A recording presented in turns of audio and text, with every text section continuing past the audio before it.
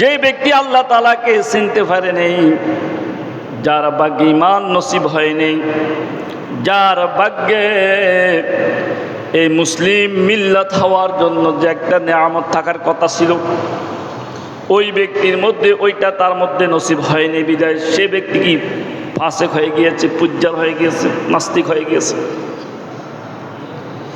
এই জন্য মানুষ আমার আল্লাহ তাআলাকে চিনতে হবে, মাবুদকে চিনতে হবে, প্রভুকে চিনতে হবে। এই প্রভুকে চিনার জন্য আল্লাহ তাআলার কি ইবাদত করতে হবে। আল্লাহ রাব্বুল আলামিন এই সমগ্র বিশ্বের জগতের মধ্যে তিনি বলেছেন, ওমা খালাকতুল জিন্না ওয়াল ইনসা ইল্লা লিয়াবুদুন, আমি মানুষকে এবং মানব জাতি এবং জিনকে শুধুমাত্র আমার ইবাদত করার জন্য আমি সৃষ্টি করেছি, আর কোনো উদ্দেশ্য নেই। আবার বলেছে আফাসিবতুম আন্নামা খালাকনাকুম আবাসা, আল্লাহ তাআলা বলতেছেন আমি কি তোমাদেরকে অনর্থকভাবে সৃষ্টি করেছি না আমার এই সৃষ্টির পিছনে কি একটা রহমত রয়েছে, রহস্য রয়েছে, কোনো অনর্থক সৃষ্টি করা হয়নি। আল্লাহ তাআলা আমাদেরকে জ্ঞান দিয়েছেন, বুদ্ধি দিয়েছেন, বিবেক দিয়েছেন, আপাদক মস্তক দিয়েছেন, হালাল হারাম বৈধ অবৈধ সিনার মতে সেই ক্ষমতা দান করেছেন। এরপরেও আমরা কি করি? আল্লাহ তাআলার বিরুদ্ধে আচরণ করে থাকি। একজন মানুষ যদি তার দেহের প্রতি চিন্তা করে, আল্লাহ তাআলা এমন এক অস্তিত্বহীন থেকে আমাদের অস্তিত্ব দিয়েছেন। এই যে কথা মানুষ চিন্তা করে, আমল করে, কোনো মানুষ ফাসিক হইতে পারে না, সে নাস্তিক হইতে পারে না। সে শুধুমাত্র সে নিজেকে নিয়ে চিন্তা করে, যদি নিজের নফস, নিজের কলব, আত্মার মানুষ চিন্তা করে যদি, তাহলে মানুষ কি এই জাতীয় কাফের পূজ্য হতে পারে না। তা আমাদের মধ্যে সকল মানুষ সব বুঝে চিনে অনুধাবন করে, কিন্তু আমলের ক্ষেত্রে কি ভাই ত্রুটি বিচ্ছুতি রয়েছে। দেখবেন, মনে করেন এই যে আজকে জুমার দিন আজান হয়েছে, কি হয়েছে ভাই? আজান হয়েছে। আল্লাহর আদেশ কি?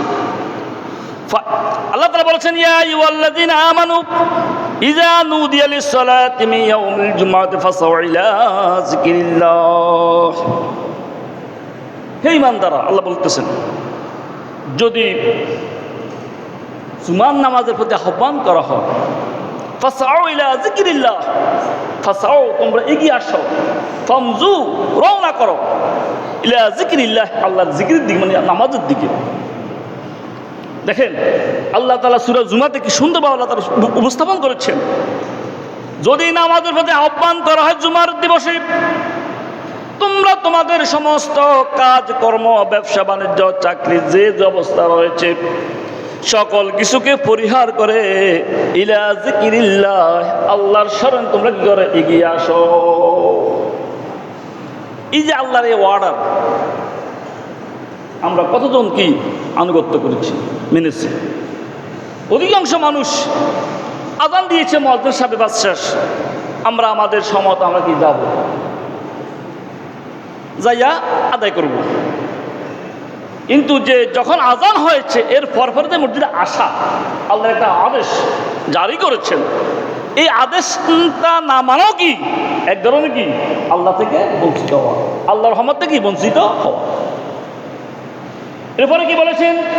আল্লাহ তাআলা কোনো মানুষকে কোনো কর্মের ক্ষেত্রে আল্লাহ তাআলা বঞ্চিত করেন নেই, কোনো কাজের মধ্যে আল্লাহ তাআলা কাউকে ঠকায় নেই। আল্লাহ বলেছেন, ফাইযা কুযিয়াতিস সালাতু ফান্তাশিরু ফিল আরদ, যে তোমরা তোমাদের যে কর্মকে অবশিষ্ট রেখে তোমরা আসছো, যখন তোমরা নামাজ সমাপ্ত করবে তোমরা তোমাদের আগের কাজে কি ফিরিয়ে যাও। কি করো?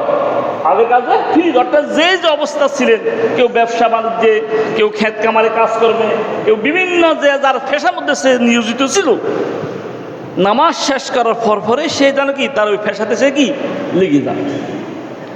ওয়াবতাগু মিন ফাদলিল্লাহ, ওয়াবতাগু তোমরা তালাশ করো, খোঁজ করো, মিন ফাদলিল্লাহ মানে রিজিক। ফাদল মানে কি? রিজিক। আল্লাহ তাআলা তোমাদেরকে যে রিজিক দিয়েছেন, ছড়ানো ছিটানো যে রিজিক, ওই রিজিকে তোমরা কি করো? তালাশ করো। এই রিজিকের তালাশের মাধ্যমে কি তোমরা আল্লাহ সন্তুষ্টি অর্জন করতে পারবে। যে কোনো কাজে ভাই আল্লাহ তাআলা যে আদেশ করেছেন, যে কাজ করার জন্য আল্লাহ তাআলা আদেশ করেছেন, ওই কাজকে সমত আদায় করে একটা ইবাদত। শুধুমাত্র আমরা নামাজ পড়ি, রোজা রাখি, হজ আদায় করি, যাকাত দিই থাকি, এটা ইবাদত। এর পাশাপাশি অসংখ্য ইবাদত রয়েছে। আল্লাহর প্রত্যেকটি আদেশ মানা এটা একটা ইবাদত। সঠিক পথে সালাত, হক মতে সালাত, বাতিলকে পরিহার করা, আল্লাহ তাআলার সন্তুষ্টি অর্জনের জন্য এই সমস্ত আমলগুলি করেছে আল্লাহ তাআলার কি পাওয়ার একটা মাধ্যম।